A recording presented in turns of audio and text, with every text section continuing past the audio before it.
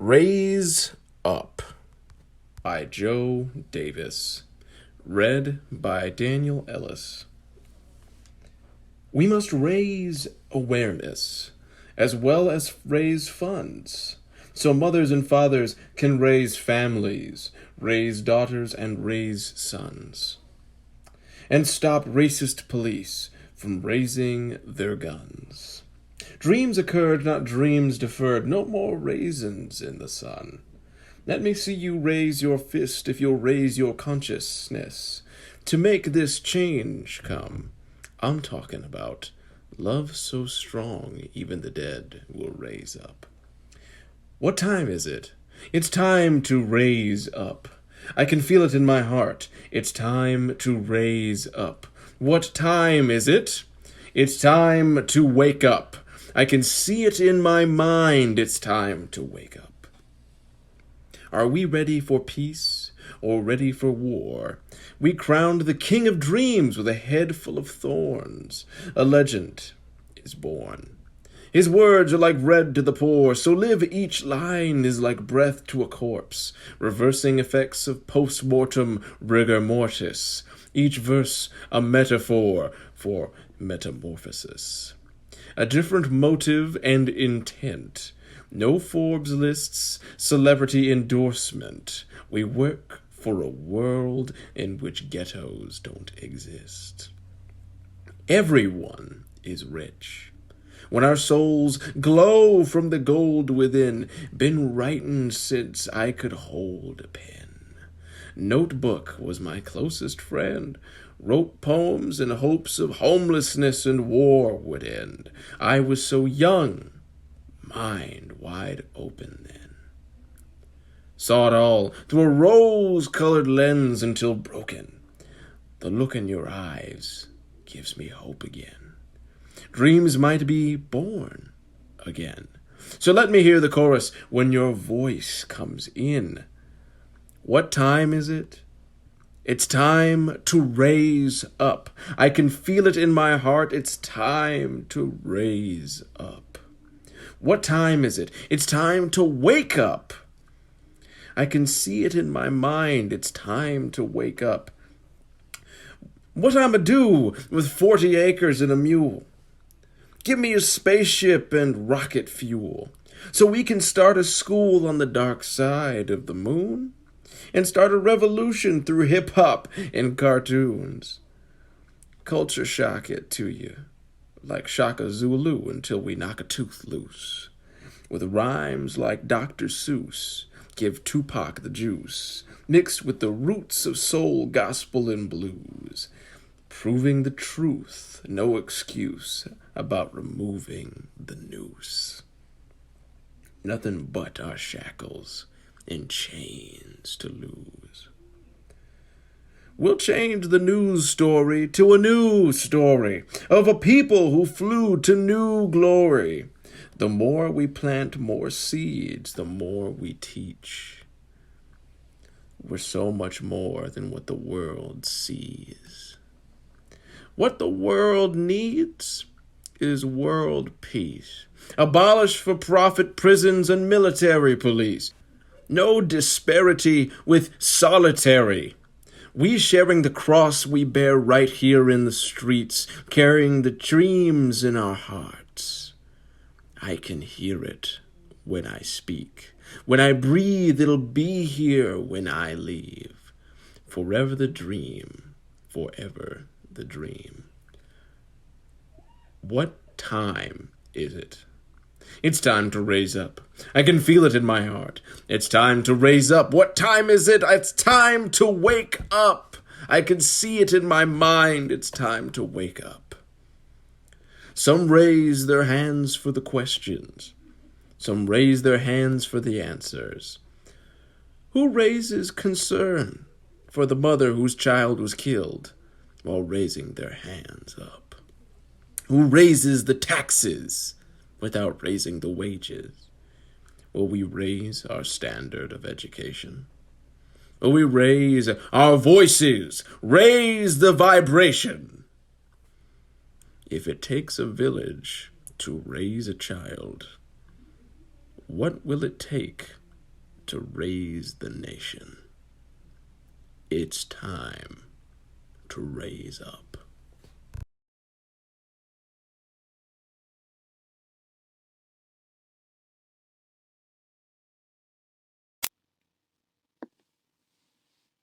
When the Smoke Clears by Altis Robinson. When the smoke clears, will we be able to breathe, to live joyous and free, hold our loved ones again, meet justice? When the smoke clears, will we remember the power that brought us here, continue to light a candle in memoriam, have less anxiety as we walk out the door? When the smoke clears, will our efforts matter? Our skin safe? Our anger no longer vilified? Or will we go back to business as usual soon as the smoke clears? On May 27, 2020, I went to the 23rd precinct with my brother and his girlfriend to protest. The very first time I protested at this very same precinct was back in 2014 after the murder of Mike Brown. I remember seeing Mike Brown's face and becoming sick with grief because all I could think of was about my brother. This time I was standing beside my brother chanting, "I can't breathe."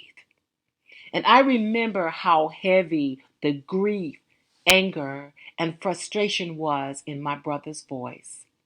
It was heavy enough to stop time, at least for me. Right in the middle of the chaos, I began to cry because my brother deserves better than America. I deserve better than America. We deserve better than America. And I'm not concerned with the implications of the above statement because it's true. It's a fact. We're living during a global pandemic without proper resources or action plan to keep citizens safe due to inadequate leadership. Despite nationwide shutdowns, there has been no pause in the genocide against Black bodies. Now the country is reopening to save primarily the pockets of people who never have to feel this way that I felt standing on Lake Street with a crowd of fed up people. Democratic congressmen made a mockery of our grief and continuous fight against racism by showing up in kente cloth and kneeling in solidarity. Targets and small businesses in my neighborhood alike are adorning their storefronts with Black Lives Matter, as if their staff didn't follow me around only months ago. To put it short, the performative allyship and activism got to go. I don't want sentimentality. I don't want cheerful words. I don't want more diversity and inclusion. I need safety. I need my family, my friends, every Black person I see safe. We need justice and not some abstraction of justice that makes the privileged feel like they're worthy of praise, but the kind of justice that removes the skewed dynamic of power in the first place. Accountability. When Derek Chauvin murdered George Floyd on camera in broad daylight, one thing was extremely evident. He felt he could get away with it. What's another hashtag to him? To the apathetic, to those happily racist, to the silent, to the leaders who confuse Wakanda for an actual African nation. I will say this in conclusion. The thing that gives me hope are the people who stood up to feed their neighbors, the mothers who hummed to their children to drown out the sound of helicopters and gunfires, the loved ones who called, the nurses and healthcare professionals providing COVID-19 testing within neighborhoods. The neighbors who went out to clean up their streets. These are the leaders I pray emerge after the smoke clears.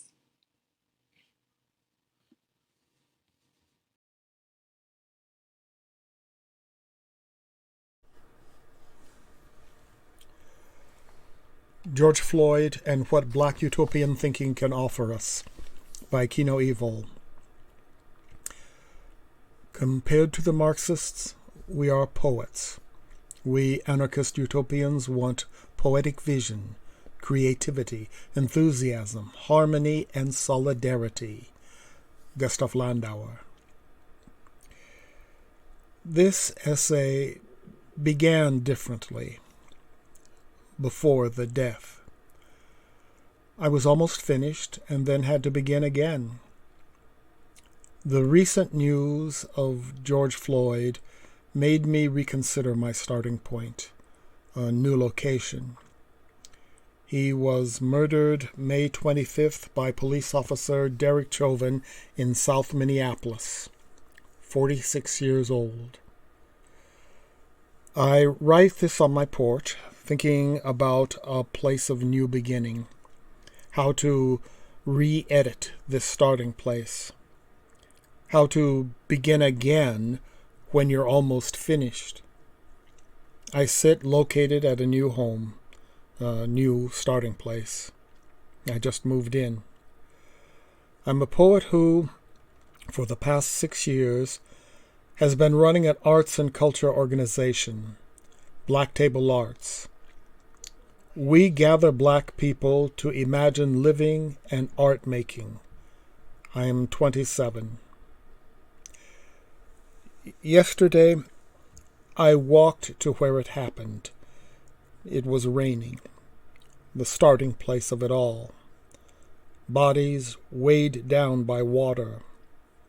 This new location of grief, of flowers for a new name, this new place that is also so old. The store on the corner. There was a joy that was also grieving. Both existed at the same time. How strange. Black voices shouting, Black music agreeing with us, cardboard soaked with language and made prayer, Black ink now made into puddles. Our black skin was wet. In this place where skin and wetness meet, what use is it to think of Black utopia? This place where so many of us are standing, this site where it all began, again. Perhaps maybe all of us here at this site are what historian Russell Jacoby describes as iconoclast utopians, or utopians without maps. What does it mean at this site to be a utopian without a map? How are we interested in this fragile term we call our future? Jacoby elaborates in his book Picture Imperfect, Utopian Thought for an Anti-Utopian Age. I wish to save the spirit, but not the letter, or scholarly character, of utopianism. I am drawing a distinction between two main currents of utopian thought, the blueprint tradition and the iconoclastic tradition. The blueprint utopians map out the future in inches and minutes. I turn instead to the iconoclastic utopians, those who dreamt of a superior society, but who declined to give it precise measurements. Is there a utopianism that listens for, but does not look to, the future? I'm interested in listening for the future. I have no map, nor am I interested in having one. Standing at the corner where it all began again, I heard sounds everywhere, demands and disagreement, a constant repetition of songs so thick they didn't seem to fade, they only started again.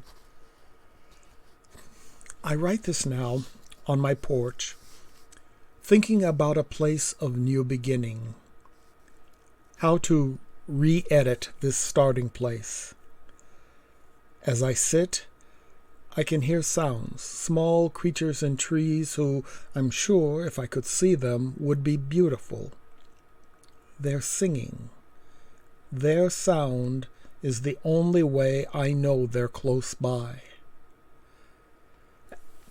As a poet, I am a describer, though I haven't been to the future yet. What does it mean to listen for the future? What are the ways iconoclastic utopians, or who we might call silent utopians, search for the terra incognita, that particular place that has not yet been mapped out? In his book, Russell Jacoby brings in Christian anarchist Jacques Ellul, who says, "The beginning of the sentence has already been pronounced and has already faded away. The end has not yet been spoken, and it will give meaning to what was said at the beginning. With sounds and spoken words, we wonder, what's next?" In my small community in South Minneapolis, under pandemic and police violence, we are currently wondering, what's next? Will we achieve justice? Is achievement even the right term? What can be achieved when the loved one is already stolen? After death, does achievement always live under grief? What's able to be achieved inside a black utopia? Well, what if we began at a new location? What if we began again on our own terms? What if we emerged a new vocabulary to talk about our fragile futures? What if we began at a kind of unachievability? What if we began there and still proceeded? Not because we'll win, but because we'll have an experience within our activities, because we'll get closer to each other. Perhaps this is what it means to be a utopian without a map. What would happen if we leaned into unachievability while deepening our activities?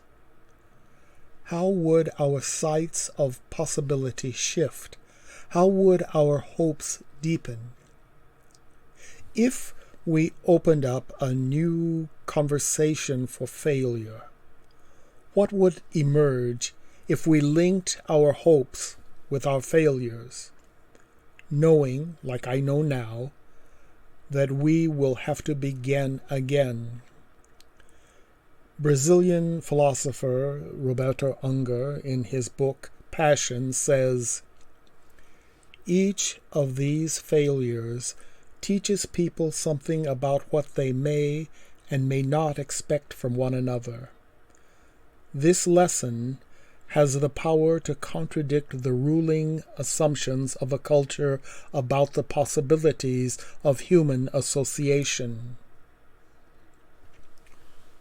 What if we grew a new mode of human association? What if being finished isn't possible? How could we show up for each other knowing these new conditions? These shifts in language do something to our bodies. These shifts are difficult. What connection does failure have to Black Utopia? Russell Jacoby continues, John Humphrey Noyes, himself a founder of a utopian community called Oneida, marveled that these associations started so gaily and failed so soon, yet it wrongs history to ignore failure, as if nothing positive or humane comes out of it. Out of defeat emerges ideas, changed people, and new movements. How odd. A corner store, the location where it all began again, a gathering that death made, and also a gathering that we made. This place of Black Utopia to also be this place of grief. How theft brings unresolved moments in our experience. But then, how can this be useful if this is a site of failure? Perhaps this place, where it all began again, is useful insofar as it gives us an activity to pursue, a horizon made black. And this activity, regardless of outcomes, will produce other activities, which is to say, other modes of relation to pursue, an infinite activity of returning to sounds and relationships. Perhaps that's the invitation an uprising presents to us. An invitation to return to relationships. And perhaps that invitation is a gift. Perhaps those of us who are looting are interested in returning to sounds and relationships. Perhaps we are gathering supplies for particular modes of being in relation, what we might call protection or mutual aid or guerrilla reparations.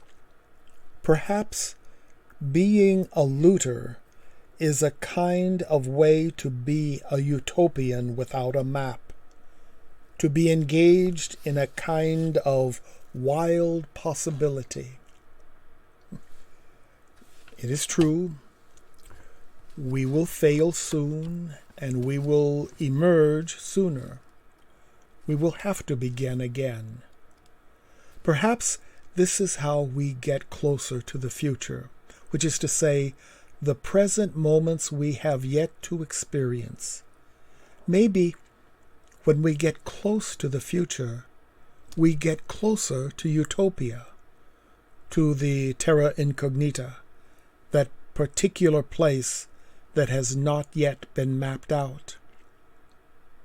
Alex Zalman writes, "The list of utopian thought is endless. Black utopia begins with the premise that the major reason utopia is a fruitful site for political theory is precisely that it lives on the precipice of human imagination, beyond the border of the possible." To live in Black utopia in my small community is to live on the border of the possible, to participate in an infinite activity that will never be finalized. Russian author Yevgeny Zamyatin says in his book, How can there be a final revolution? There is no final one. Revolutions are infinite. We will fail soon and emerge sooner, and friends will arrive to occupy these spaces for them to be sustainable temporarily. I believe mathematician Eugenia Cheng got it right when speaking about the quantity 0.9. She writes about why mathematicians just don't know what to do with this quantity that will never be one. And you can imagine her speaking about a black utopia. She says in her book, Beyond Infinity, after a series of finite steps, we still don't arrive at the answer. We keep getting closer forever. And there's that word again. We. These finite steps are pursuits of a collective project. We keep getting closer forever, closer to a non-arrival, and even closer to our relations. So why do black utopias matter? Because within them, we learn how to pursue collective projects. Because we are black people who want to take care of other black people. Utopia is the point of departure that ends in a non-arrival. Utopia is an infinite activity of relation. A poetic-shaped space of commune and vivid beauty. What the surrealists would call the marvelous. These spaces are usually, always, under siege. Police park on the grass near the playground. These are spaces of black utopia. Fred Moten is right when discussing the black outdoors with scholar Saidiya Hartman describing the black roads in Arkansas. I could just always hear somebody running. This is what it means to be in black utopia. We won't arrive, but we will have an experience, one of regard and relation. We do this because it's in our interest to act in particular regard to one another, because at particular points in time we can, through a series of finite steps, participate in activities that rescue us from what capitalism desires us to be. In a utopian direction, we arrive as black beings who then find ourselves living as black poets. But why is this particular utopian thought black? It's black because it is fugitive, because it retreats, because it maroons. It's black because its very failure emerges a blackness otherwise.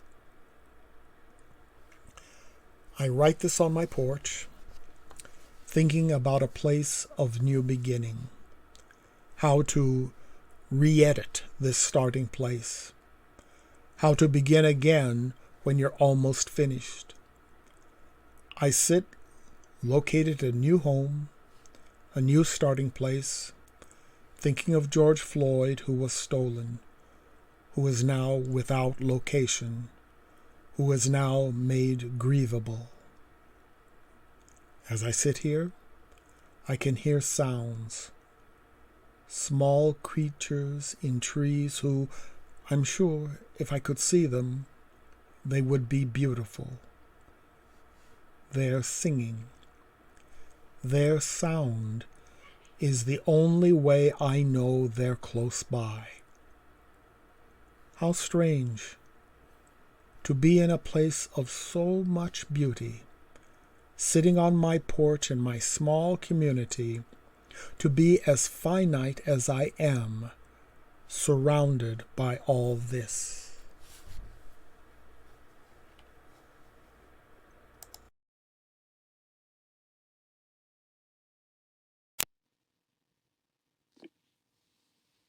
I Am Not Afraid by Amy Bryant. I am not afraid of your fear of me, and I am not oblivious to the danger your fear poses. I know hatred. I know brutality. I know discrimination. I know systemic oppression. I know the Middle Passage and slavery and lynching and Jim Crow and redlining and the preschool to prison pipeline and mass incarceration and the war on drugs and the war on poverty and how the American injustice system applies to just us. I know Blackface and Backstreet Boys and Macklemore, and I know Clarence Thomas, Kanye West, and Omarosa. I know. We know. But I know that in the words of Tasake Shunge, we have never met an enemy that we cannot outlive. So I am not afraid. I am not afraid because I know who we are. I know we are powerful. I know we are creative. I know we are beautiful. I know we are indomitable. We are here and we're not going anywhere. So I'm not afraid. I'm ready. I am ready to stay in the streets until the lily white towers of unearned advantage come toppling down. I am ready to fill in the gaps, the untaught American history, so that my daughter knows that she is magnificent and unstoppable. I am ready to love myself so fiercely that you cannot help but love me too. I am ready to go to jail for justice. I'm ready to shed my blood for equity. I am ready to die for our freedom. I'm ready to die. I am not afraid.